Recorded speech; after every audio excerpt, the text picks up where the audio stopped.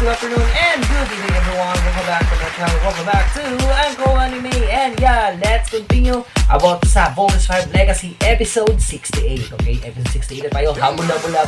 Okay, so dito sa episode 68, sa episode 68, ano ba, nabubulol ako sa pagmamadali. Sa episode 68, Oslak Maniac. Yun, Oslak Maniac. May pagnanasa dito si Oslak kay Zandra kasi nga napasa ilalim si Zandra sa kapangyarihan ni Oslak dahil sa kanyang sing-sing. And as I remember, this sing-sing or this ring becomes a beast fighter that becomes Dayam. Correct ba ako? Kasi from the term diamond, parang Dayan yan. Pero yeah, ito rin ang pumatay kay General Oslak ni General Robinson sa ating anime version. Okay? Pero iba doon yung style, naka-helicopter yun. Okay? So, yeah, I think this will also be the end of General Robinson. So, let's see what will happen. So, tingnan natin. So, ayun. Napigilan naman ang pagiging maniac o pagnanasa dito ni Oslak kay Zandra nang dumating si Zardos kasi nasundan ni Zardos at nalaman niya kung ano yung ginagawang mga imbensyon dito ni Oslak. And then, nasabi ng mga alipin sa kanya, and yun, napigilan niya.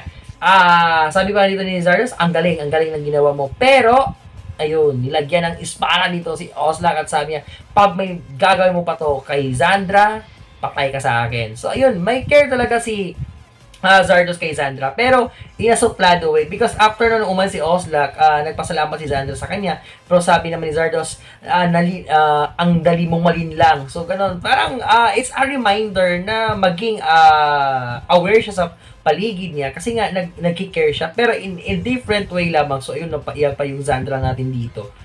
And then, General Robinson plans to retire. Hindi pala retire, resign. Yeah, resign. So, dito hindi pa sinabi kung ano yung reason ng pagre-resign niya, pero we will know it on the later times, okay? And General Robinson and Jamie have their sparring. It's a great na makita natin dito na nagsasparring yung mag-ama. And then, ito na, General Robinson may sakit kaya magre-resign. Kasi dito nalaman natin na, General Robinson has a, gastric kind of cancer na kumalat na sa katawan niya. So, so yun yung reason. One of the reasons, kasi kahit daw operahan is hindi na daw hindi na daw madadala pa. Pero just to have more time sa anak niya, kay Jamie, gagawin niya. At magre-resign na lang siya para magbigay pa ng mahabang oras na mag-bandings lang mag-ama. So, we have here the father and daughter time. Kakaiyak lang yan. Nung napanood ko, yan, tumulo talaga yung luha ko. Kasi, this is the time. Kasi, ito yung na-realize ko lang. The more na mabigyan ka ng time sa mga taong walang time, it's like, that their time is coming to an end. Parang ganun yung sa mga movies, I don't know sa real life, but ito yung nakikita ko. The more time na nakakapag-bond ka sa taong yun, I think it's the speed of their time is getting closer and closer, mas bumibilis na mag-i-end sila. Parang ganun lang, okay? So as long as may time pa kayo, spend time to your parents, okay? Yung mga kids natin at mga teenagers natin dyan, spend time more on your parents kasi hindi natin alam kung until when ang kanilang buhay, okay? And that's it. Okay, ayun. Lumalabas yung pagka-teacher, okay? Pasensya na. Okay. So, ito na. Booking naman dito si Jamie kay General Robinson nang nalaman ni Jamie na alam na ni General Robinson na merong gusto si Mark at si Steve sa kanya. Sabi niya, hindi pa pwedeng magpakasala, hindi pa pwedeng mag-boyfriend. So, si Mark at si Steve, may gusto sa'yo. So, yun, para naman siya napanga dito at wala siyang nagawa. At wala lang. Speechless si Jamie natin. And then, General Robinson, sinabi na kay Jamie na magre-resign na siya sa EDF. Okay? Pero hindi niya sinabi dito na may sakit siya. And then, meron pa siyang sulat doon na hindi niya binigay kay Jamie. As in, iniwan niya lang doon sa may table nila sa bahay.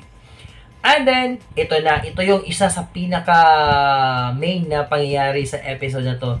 Jamie ay napasa ilalim sa kapangyarihan ni Oslak kasi napulot niya yung sing-sing. And I think, ito yung plano talaga. Si Jamie talaga yung parang magiging puppet dito ni Oslak. So, ayun nga, napasa ilalim si Jamie sa kapangyarihan ni Oslak at inutusan niyang wasakin ang laser sword na nakakabit kay Voltes 5. So, ayun na, pinuntahan agad-agad ito ni Jamie.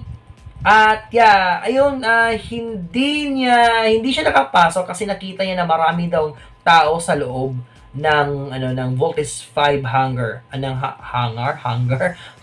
Okay? So yeah, and then General Robinson tell Dr. Hook about his pagre-resign niya. So yeah, sinabi niya na about sa sakit niya, about sa pag-resign niya na more time sa anak niya.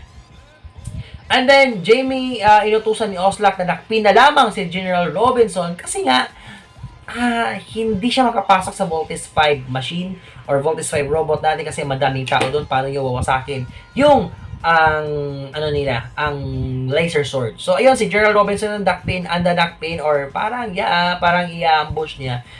Kasi nandun din si Oslak malapit sa Camp Big Falcon sa time na yon, nasa kasakay ng kanyang flying saucer. So, yeah. And that's how it ends of our episode 68 natin.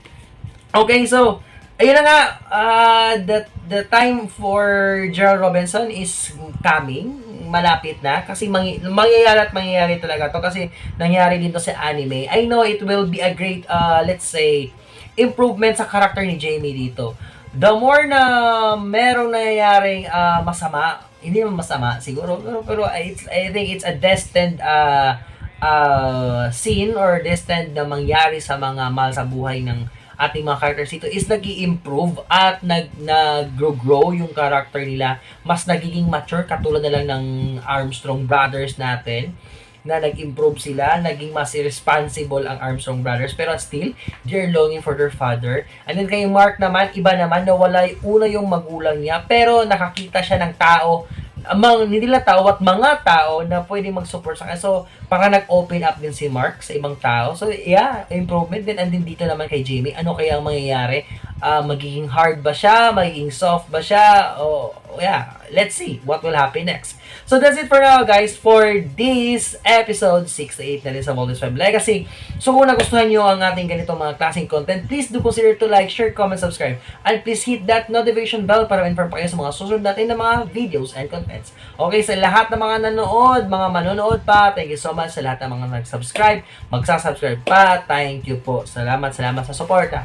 So, that's it for now, guys. Thank you so much. Good morning, good noon, good afternoon, good evening, and good night. Jake Grappa signing off, and Apple Anime signing off. Let's both see you next time, but for now, let's both out. Bye!